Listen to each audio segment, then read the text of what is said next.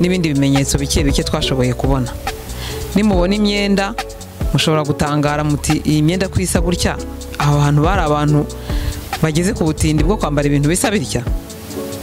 Icyambere, abicanyi abantu bamwe na bamwe babamburaga imyenda, n'uwo batambuye byose ako babona ari kazima baragatwaraga. Isaha, umwenda, urukweto, ikote, ishati, ibiki, icyo babonaga cyose gifatika baragitwaraga.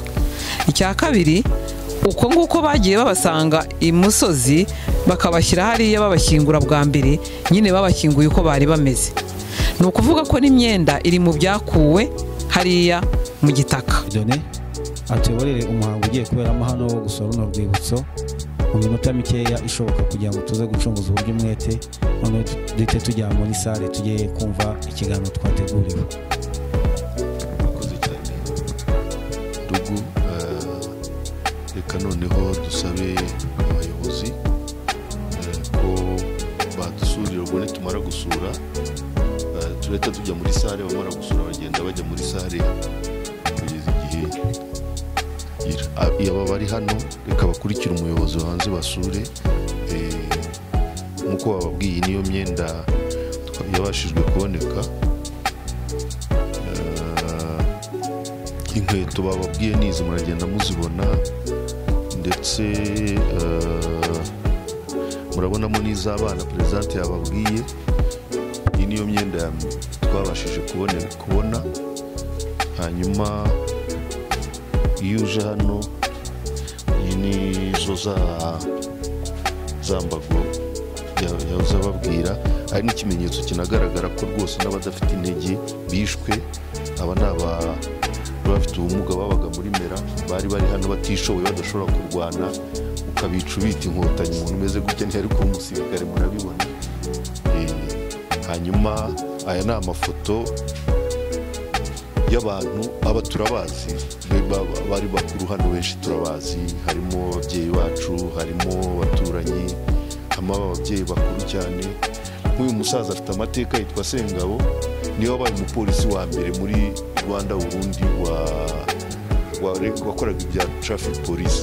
Niwe muntu wa mbere niwe kimoto kugira ngo tubishyire muri terme munsi. Uriya musaza uyu ni umuryango we, n'abandi bose bari hano. Aba bari abaturanyi bacu, murabona ko harimo abana batoya cyane b'impinja. Abo bose barishwe bari hano.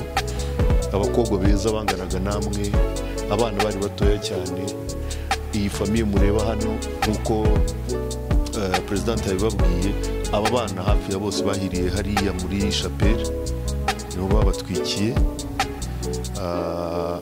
Ndetse n'iyi mibiri mubona ahangaha, iyi mibiri mubona ahangaha harimo koko iyo Presidente yababwiye twabashije gukura hariya, ariko harimo n'iryo vu n'ivu ko twabuze icyo dushyingura ivu twakuye muri chapelle hariya. Harimo abantu benshi abo twabashije kubona imibiri ifatika, nibyo Presidente yatubwiye igera kuri amubare yababwiye, ariko ubundi ugereranyije ntabwo twamenya abantu bashyinguye hano. Ikindi wenda Presidente namwunganiraho nanone, nuko harimo abantu bapfiriye bishiwe muri ino kiliziya, bari barahunze igihe cyane Habyarimana atarapfa. Ni ukuvuga ngo harimo impunzi zari zigiye kumara imyaka 2 ahangaha, kuva igihe cyabo cyangwa umwaka amezi 2, urumva, kandi bwari ubwa kabiri bahungira ahangaha. So ubwo rero abayobozi mwatwemerera tugakomeza, hanyuma abajene mukagenda musura, abarangiza dukomeza dusubira muri sale.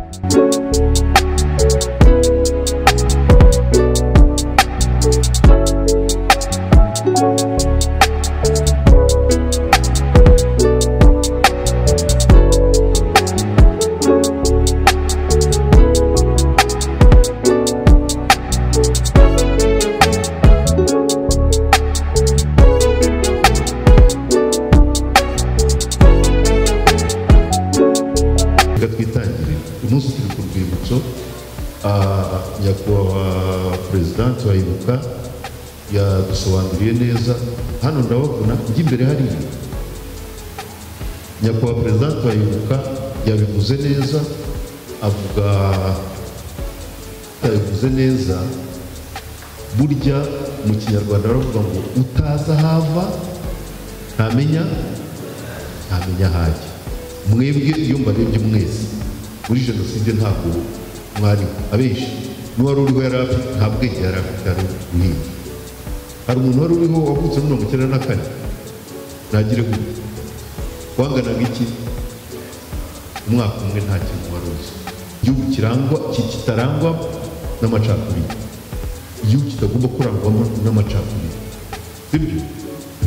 Buriya rero ngo ndabasubiriramo muri mu mateka makeya igihugu cyacu cyabayeho gifite ubuyobozi buhari,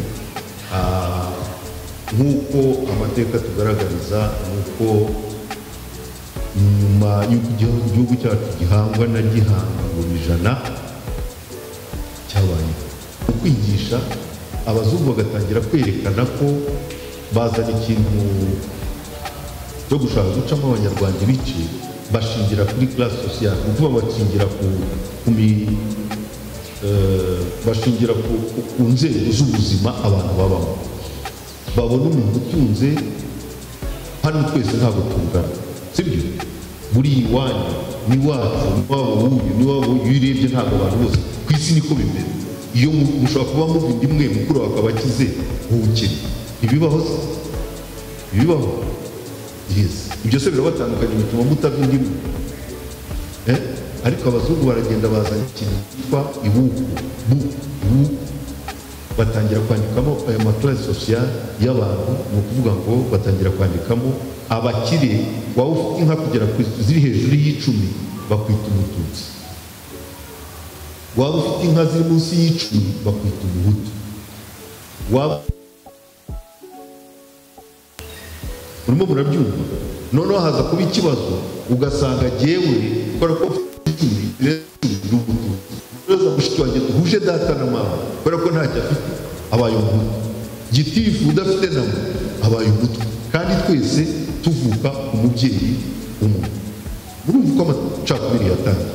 Ibyo niho by'abahutu n'abatutsi mwumvamo udakwiye no kujyamo naho byaturutse, ariko ntabwo wasobanurira ukuntu jyewe ndi umututsi kubera ko mfite inka zirenze 10, Buryoza ari umutukazi kubera ko afite inka zirenze ziri munsi y'10, gitifu ari umutwa kubera ko adafite inamba, kandi twese tubyarwa ubwo si byo biracyaramo. Ibyo rero byaje kuvamo amacakubiri, bivamo ibintu birebire cyane, ariko uwo mwami wagerageje no kubagondera agiye yagomba gukora urugendo rwo kujya kudushakira uko twabana n'abandi bantu bafite imbaraga. Baramubwira ati ntabwo ujya mu rugendo batamukingiye. Nta bitaro byabaga hano, hari gereza nabibabwiye, twagomba kujya kwikingiriza i Bujumbura. Agera i Bujumbura ku mugoroba, agenda agiye gufata urukingo, yinjira ari muzima, yarimo aganira n'abantu, mu minota mikeya bamutera urushinge rw'umurozi, arapfa, arataha. U Rwanda rutangira guhura n'iki? Ibibazo bamwe. Murimo murabyumva abana? Dutangira guhura n'ibibazo n'umwami, noneho batwiciye n'umwami. Se baramuciriye muri Kongo, umwami baramwishe, ariko batangiye gufata abantu bamwe, batangiye kubashyira mu mashuri, ba Kayibanda n'abandi n'abagitera, bari bafite amacakubiri muri bo. Hanyuma ibi byose byaje kugeza ku 59 imvuru ziratangira, abantu baricwa, abandi barahunga. Birakomeza biza kugera noneho muri Kayibanda aza kuvaho, Kayibanda avuyeho hajyaho Habyarimana, aza avuga ko atuzaniye ubumwe n'amahoro, ariko inshuti zanjye nta cyahindutse. Ku gihe cya Habyarimana benshi muri twebwe turi hano bamwe bari bariho, naho twigumira muri aya macakubiri kugeza igihe mwicaye gutya nk'uko mu ishuri. Mbere y'uko twinjiraga mu ishuri nk'uko mwicaye, mwarimu yahitaga avuga ngo abahutu nimuhaguruka, bakababara mukicara, abatutsi nimuhaguruka. Ibyo bikaba buri munsi, ariko werekana ko b'abatutsi ari abagome, bene wabo ari bo bicaga abantu, unabeshya. Nababwiye ko bari mu ngabo bose, nababwiye ko byari bimeze byose, sibyo? Abantu urwango rugenda rukura, ruza kugera muri 1994. Ibyo byarakomeje, hazamo amacakubiri, abantu bigisha inzangano kugeza kuri rurangiza 1994, aho jenoside yakorewe abatutsi tumaze kuva hariya mwabyiboneye, aho abarenga miliyoni bishwe bazira ko ari abatutsi. Ayo makuru yo murayazi, sibyo? Ibyo byose uko nagiye mbibabwira, bagiye twiterwa n'abategetsi babi, reka ndite kwita abayobozi bayoboye iki gihugu cyacu, bateranya abantu. Nafite ububasha bwo guhitamo ibyo afata. Ibyo ngewe ntabwo ari byiza kuba nafata amazina n'ibyago nagize, ariko ufite ububasha bwo kwakira ibyo ugomba kwakira no kwigizayo ibyo ugomba kwigizayo. Rero mudufashe muyungurure ibyo muhabwa, tugira amahirwe ibyo muvuze byose byakabaye navuga ko binganya imbaraga, ariko mufite amahirwe y'uko imyaka igenda yigirayo, ubutumwa buje umugaragaro buraba bwinshi kurusha ubutumwa butangiye mu mabanga, kuko ubwo mu ibanga kenshi nibwo burozi. Ukubwira ibintu ati ntuzabivuge ni nk'uwabibwiye wa mwana, kandi ibyo ababyeyi batubwira iyo bimeze bityo baravuga ngo ntuzabivuge. Ibintu by'amoko ntukajya ubimbaza, kandi yiri wabivugana n'abamusura avuga ati bariya abantu bariya abatutsi nibo badufungishije, bariya abantu ni abagome. Yarangiza undi nawe ati bariya abahutu ati ni interahamwe nibo batwishe batumaze. Yangiza ngo by'amoko ntukajya ubijyamo, ariko yabivuze wumva. Amahirwe rero ni uko hari ibivugirwa ku mugaragaro biri official, kandi koko wanabyumva ugasanga birakubaka, wabyumva ugasanga biratuma wa mwana mwamenyaniye ku ishuri utamwikanga.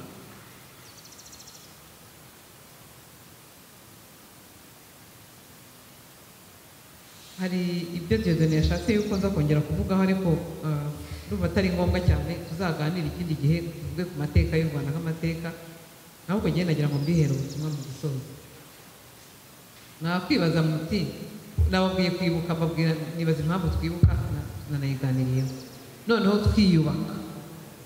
kwiyubaka mbibonamo urugendo ubu ngubu rugeze mu rindi kona bitandukanye n'aho tuvuye. Kwiyubaka, jenoside yabaye mfite imyaka 26 nari mukuru.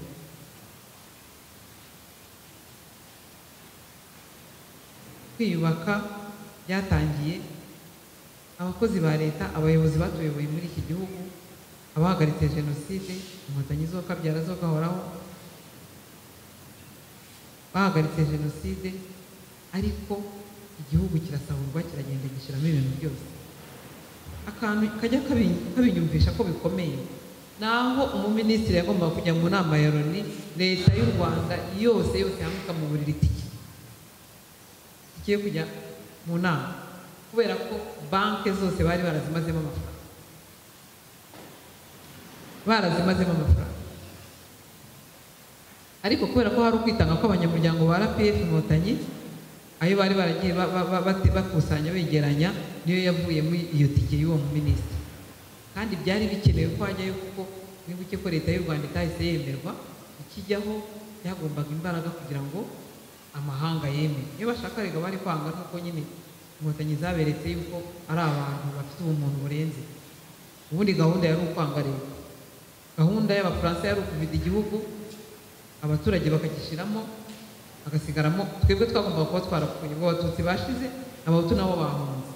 Inkotanyi zikaza nta muntu zisanga, bakerekana ko inkotanyi zateye ubwoba abaturage, noneho bakazigizayo, bakagarura ya leta n'abaturage bayo, bigakomeza bityo.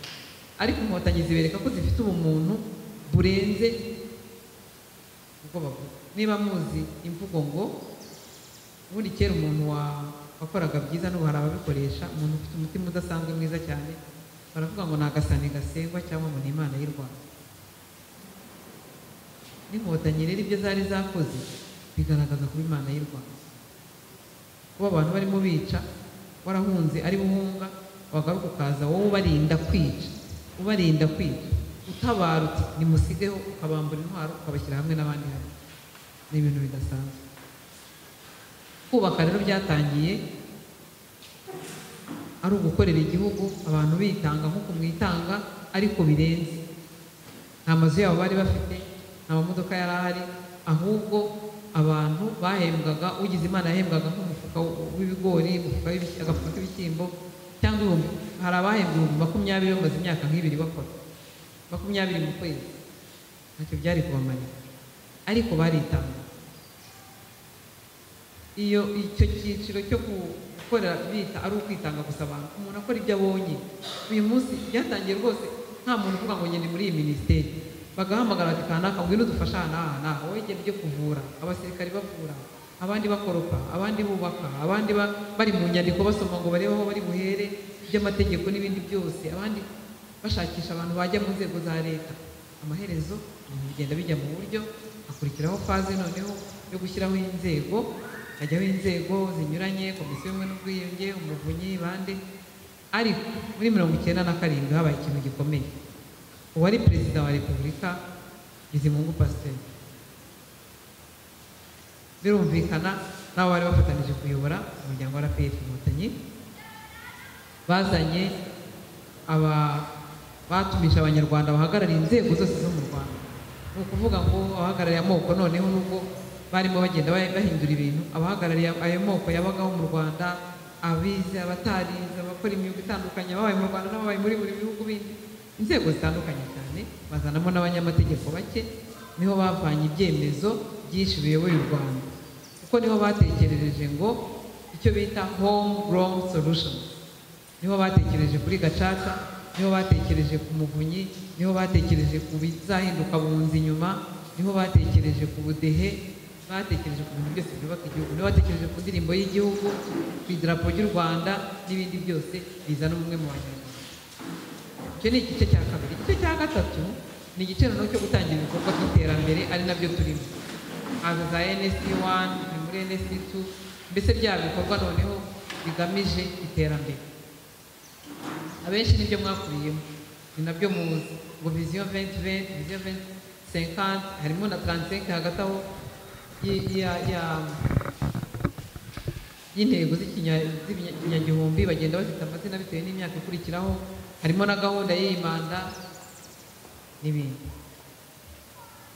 Uyu munsi ndashaka kubabwira ikindi cyiciro ngewe mbona mu mutima wanjye ngewe ngezemo. Ndabibabwira nk'umunyarwanda. Noneho kare natangiye mbabwira ni ubundi umuntu aba yibuka iki atarahari, reka noneho mbigaruke. Kwibuka ndagira ngo noneho bidutware mu ibanze ry'u Rwanda, twibaze tuti mu ndirimbo y'igihugu ko tuvuga ngo abakurambere b'intwari bitanze batizigama, baraguhanga uvamo ubukombe, mwanakomeza ibindi. Abakurambere tuba tuvuga ni bande? Ibyo bakoze ni ibiki? Abakurambere bahanze u Rwanda, baruhangira ururimi, baruhangira umuco, baruhangira imigenzo n'imihango, bari bamurikiwe n'Imana. Ibyo bahanze nibyo bituma n'uyu munsi tukiri hano. Dieudonné yababwiye igihango. Mu mateka y'u Rwanda muzumva urukurikirane rw'abami ngo babayeho mbere bibimanuka, barimo baravuga ngo umwami Nkuba Shyerezo, ari nawe abanyarwanda bavugaga ko ari Imana, nyine za mbaraga z'Imana zirema. Ariko Shyerezo agakurikirwa na Kigwa, na Muntu, Kimanuka, Kijuru, Kobo, Randa, Kobo, Merano, Randa, Gisa, hanyuma hakaza Kazi, hanyuma bikagenda Kizira, Kazi, hanyuma Gihanga. Iyo abantu babivuga babavuga nk'abami bakurikiranye batyo, ariko bihishe ibanga rikomeye rindi, bihishe filozofi y'u Rwanda.